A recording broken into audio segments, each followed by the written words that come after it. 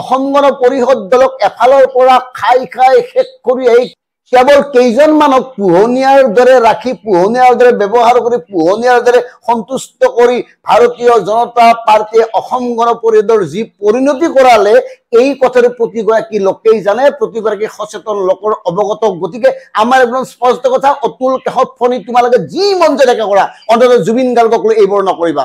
জুবিন গাৰ্গৰ স্বাভিমান আছিল 100% আছিল, তাৰ তুলনাত তোমালোকৰ শূন্য, জিৰ'। তোমালোকৰ জাতীয় অভিমান নাই, জাতীয় অস্তিত্ব নাই, তোমালোকৰ কোনো ধৰণৰ লাজ মান সন্মান বিবেক চিন্তা চেতনা একো নাই, সকলোবোৰ পুৰি খাই পেলাইছে তোমালোকে।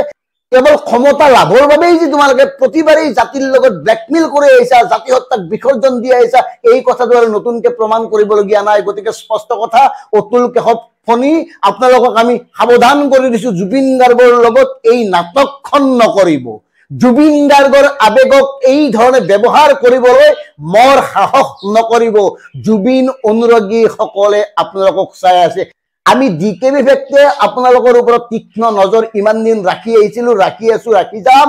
আপোনালোকে জাতি মাতি ভেটিক জলাঞ্জলি দি অসম গণ পৰিষদ দলটোক এটা ক্লাবলৈ ৰূপান্তৰ কৰি সেই ক্লাবটোত মজ মস্তি কৰি আছে, তাত বাহিৰে একোডাল কৰা নাই।